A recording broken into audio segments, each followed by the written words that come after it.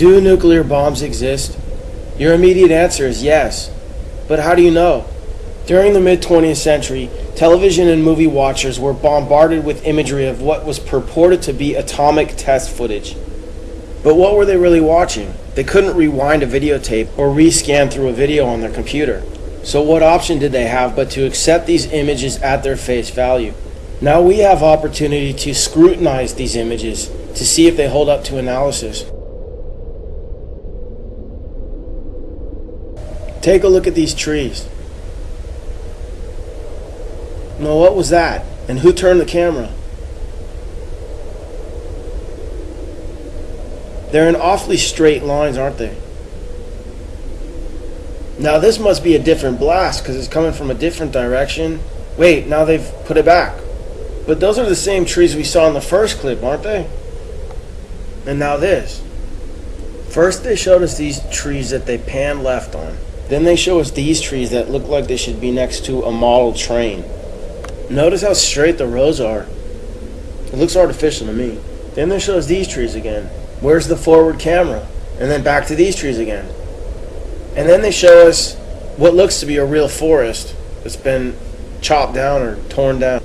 Now take a look at this. It's footage of the first H-bomb test called Ivy Mike.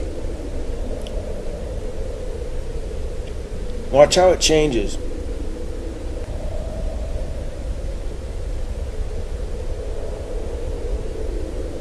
That's a composite.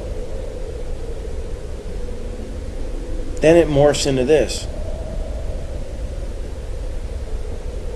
It looks like a completely separate explosion. Now take a look at the frame before the explosion and then the one after. These frames were cut together. Why? Then this frame was cut to this, which looks like the sun to me. It looks like they're zooming in on the sun. Maybe a composite because the clouds aren't moving. Then they introduced some sort of liquid. It looks like a laboratory concoction in composite with the sun. Next is Operation Dominic Fireballs in the Yukon. What does that look like to you? Watch it again. It's the sun. Now here's Operation Greenhouse. These guys are getting all ready to see what looks to be the sun again. The sun seems to start to expand. Maybe it's being zoomed in on. They worship the sun after all, Lucifer. So why wouldn't they use him as their greatest weapon?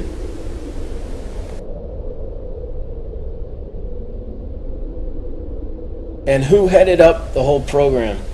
None other than J. Robert Oppenheimer of the Oppenheimer family, who is reputed to have been the original financiers who got the Rothschilds started in Frankfurt, Germany in the 18th century.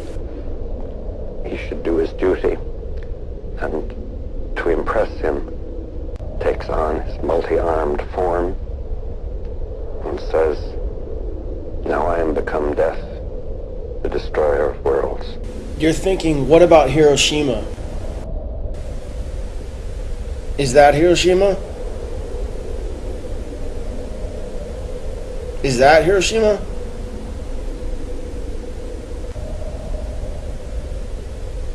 That looks like Hiroshima, but it looks like it's been carpet bombed. Check out this image of Rotterdam. Was that a nuclear bomb? Now compare it to this image of Hiroshima. Actually, this isn't Hiroshima, it's Tokyo after firebombing in 1945. If you accept that FDR might have had foreknowledge of the bombing at Pearl Harbor, maybe you might want to leave room for the possibility that his propaganda machine might have created the myth of atomic bombs. There's no question that the powers that be have ballistics with tremendous explosive capacity. But this shot, for example, could easily be high-volume dynamite. And what are we looking at here?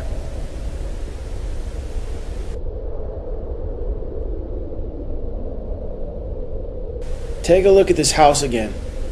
Whatever was strong enough to blow it to smithereens wasn't strong enough to even shake the camera.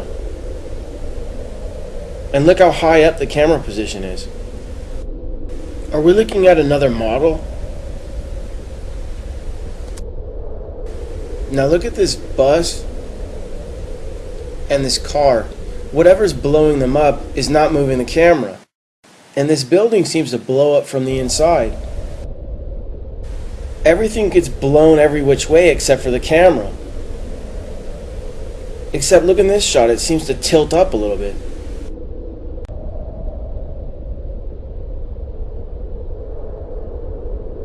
Now this is one of my favorites. Watch the two guys behind the glass. Who's filming them? Isn't he being exposed to all that rocket fuel? Anyways, I'm not trying to convince anyone of anything. If you're hell-bent on believing that they can blow up the world at the push of a button, then go ahead.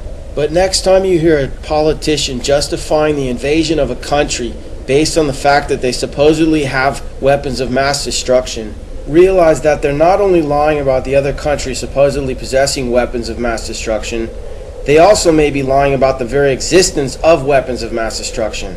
And why don't they call them nuclear bombs anymore?